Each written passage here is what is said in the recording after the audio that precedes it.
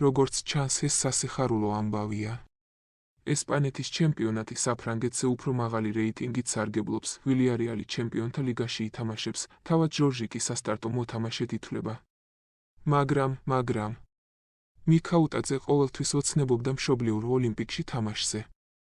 ის იქ წარმატებაზე ოცნებობდა და ამის ზღვარზე იყო. მისი შესაძლო წასვლის შესახებ ჭორები მთელი ზაფხული ვრცელდებოდა, მაგრამ ჟორჟმა ამაზე კომენტარი არ გააკეთა და სეზონისთვის მთავარი თავდამსხმელის რანგში ემზადებოდა.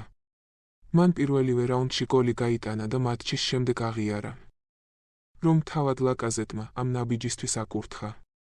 ასე ვთქვათ, ქალაქის გასაღები გადასცა, მიქაუტაძის მთელი მოგზაურობა ლიონში დრამატიზმითა და თავმდაბლობითაა მოცული.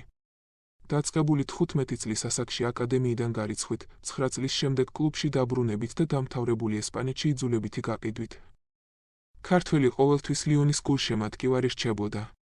მან ემოციურად აღნიშნა გოლები სენტ-ეტიენის ლიონის გუნდის მთავარი მეტოქე, წინააღმდეგ და გასულ ზაფხულს უარი თქვა მონაკოს უფრო მომგებიან შეთავაზებაზე, რომ სამშობლოში დაბრუნებულიყო, მაგრამ ბედმა სხვაგვარად განაჩინა. ამერიკელმა, ახლა უკვე ყოფილმა, მფლობელმა ჯონ ტექსტორმა ლიონი ფინანსურ ქაოსში ჩააგდო, ვალები, ლიგიდან გავარდნის საფრთხე, აქტივების იძულებითი გაყიდვა. მიქაუტაძე ერთ-ერთი იყო, ვინც სტაბილიზაციისთვის შესწირა. ის არ წავიდა, ის გაყიდეს, ახლა მას ვილიარეალი, ჩემპიონთა ლიგა და ახალი გამოწვევები ელის.